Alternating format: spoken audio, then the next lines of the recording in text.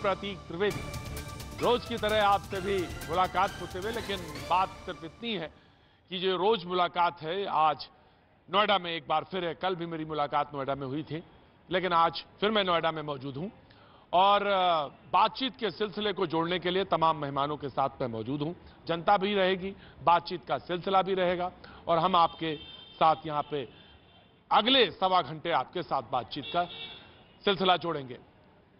तमाम सारे जो लोग प्रोग्राम देखते हैं उनसे मैं गुजारिश है कि वो अपना इसी तरह से जो कभी कभी प्रतिक्रियाएं देते हैं वो बहुत जरूरी हैं, देते रहें, बहुत जरूरी है। वो बातचीत का सिलसिला है और चुनाव के समय में जब बिल्कुल नजदीक चुनाव के मौजूद हूं और लगता है कि बस चुनाव का दौरा शुरू होना चाहिए और होने वाला है, तो उस समय आपकी प्रतिक्रियाएं बहुत बहुत काम की हैं और बहुत जरूरत है। ये बात सच है हाँ जी कि चुनाव बिल्कुल नजदीक है और चुनाव होने हैं, या यूं कहें कि अगर राजनीति चुनावी गेर में है तो इसको कहने में कहीं कोई दो राय नहीं होनी चाहिए कि चुनावी गेर में राजनीति पहुंच चुकी है और पहुंच चुकी है।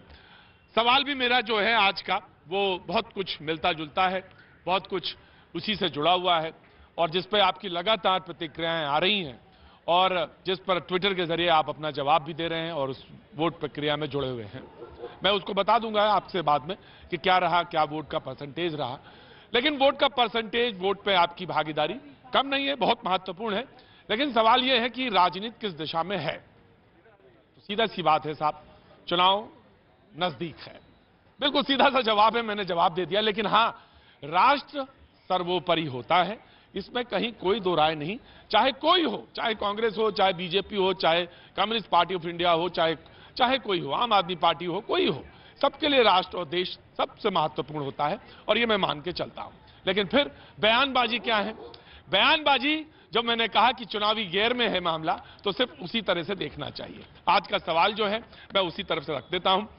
राष्ट्रवाद के नाम पर देश को सबसे अच्छी सुरक्षा व्यवस्था की बात कहकर क्या बीजेपी ने चुनाव में विपक्ष के सामने कड़ी चुनौती